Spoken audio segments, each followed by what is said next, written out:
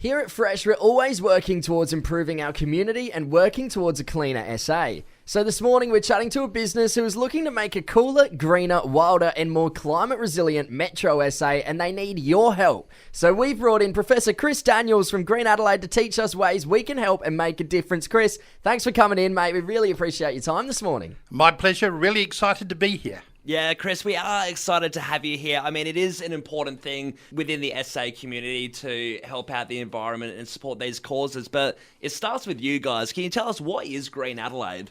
So Green Adelaide is an organisation supported by community that encourages nature in our backyards. Yeah. So it encourages people to get out, to plant, to engage with the wildlife that we have, the butterflies and the birds, to appreciate the spectacular nature that is all around us. And if we can make a difference locally, then we start to think about regionally and then Australia-wide and then doing things to save the world. But it all starts in our own backyard. Amazing. So what is your vision for a greener future? Starting it in our backyard, obviously, but then where are we taking it? So I like to think about a city not as a city with parks, but a city that is within a park. So the whole city becomes a parkland. And that means that our backyards connect with our streets connect with our parks, they connect with the regional parks and so on, so that we can really appreciate the nature we have. And we have outstanding nature. Think about the beaches, think about going for walks in the hills, just think about the local spots that we have that we really like with big gum trees and parrots, all those sorts of things. Yeah. Having more of that and having a community engaged with that is where I want to take Adelaide in the next 50 years. Yeah, I mean, Adelaide's a great example of a city as well, having our city surrounded by the parklands. I mean, things like your Adelaide Fringe Festival and stuff, how does that sort of affect these parklands? Well, so we've got the parklands, which surround the city of Adelaide, which is where we are in right now. And then, of course, the city spreads out about 90 kilometres by about 40 kilometres. So we actually have a really big city here. And so we've got different styles of nature. We have the parklands, which we share with sporting groups, which we share with the festivals, as you just mentioned. Has a whole lot of functions.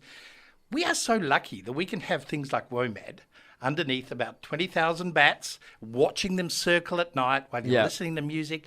How rare is that? I mean, how few places around the world get to experience nature like that while you're enjoying things you love? It's pretty extraordinary. It really is. And these are the values that we take for granted, but we need much more of across the entire city. I was going to say, speaking of Adelaide, I mean, looking at us as individuals, are we pretty good in comparison to other states in how we tackle the environment and go for these ways to help everything? We are getting better.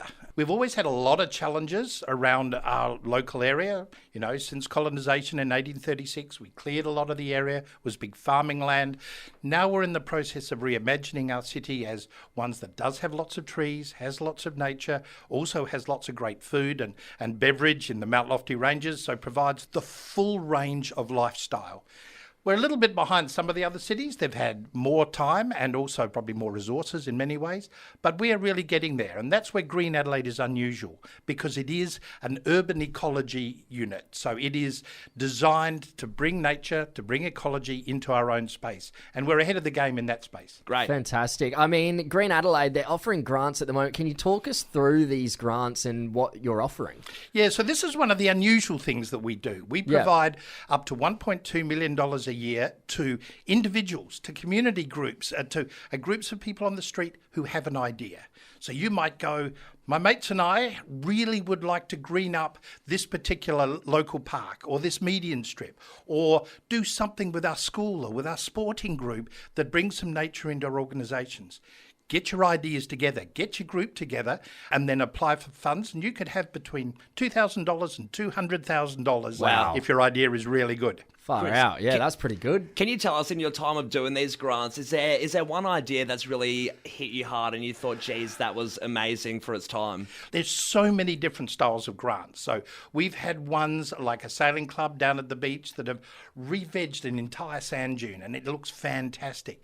We worked with the Marine Discovery Centre, who made some cartoon characters that talked about the oceans, Right. how important they are. There's so many different styles. So you're only limited by your imagination. So it varies from full-on academic research to ideas that local groups have. I love reading the applications. I mean, they're fantastic. People have extraordinary ideas, and nothing's too wacky. I bet you'd see some creative things come through, but who can apply for these grants? Just anyone? Anyone at all. So you could apply if you want to green up fresh here. Great stuff. Put in an application. If you've got a group in your street or a sporting group, a community group, a church group, any group like that, go to the website, check out the details, and you can apply. And Chris, there's no age restrictions whatsoever for this kind of thing. The environment is open to everyone to improve. Anyone and everyone. The idea is if you've got a good idea, don't let any barrier get in your way. Talk to the people at Green Adelaide, go to the website, check out the rules and regs,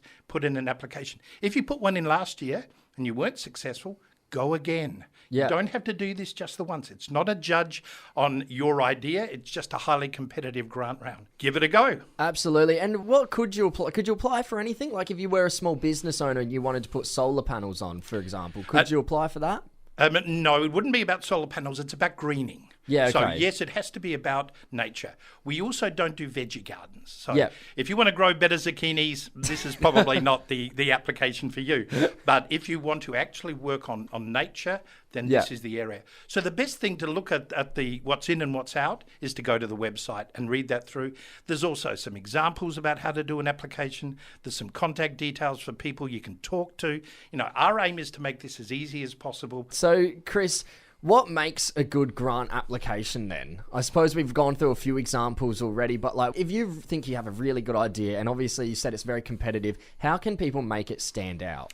Focus is really important. Focus and clarity. So Yeah. don't write, I really want to save the world, so give me $20,000 and then I'll think of something to do with it. That's not going to get up. You know, you've got to have a good idea. You've got to be very clear about its value, how you're going to do it, when you're going to do it, who you're going to do it with. Yeah. And Chris, another really important part to this, when can you apply by?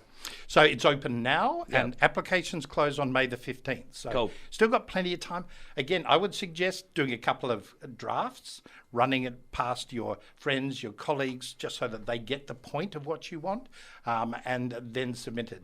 Don't leave it till May the 14th, which is what I normally do, and then fire off a quick one and hope for the best. Those usually don't get up. Well, Professor Chris Daniels, it is a pleasure to chat to you this morning. If you have a great idea to help Adelaide's environment, apply for a grant now and make sure it's before May 15th when they shut. Just head to www.greenadelaide.sa.gov.au/grants. Chris, thanks again, mate. You've been a pleasure.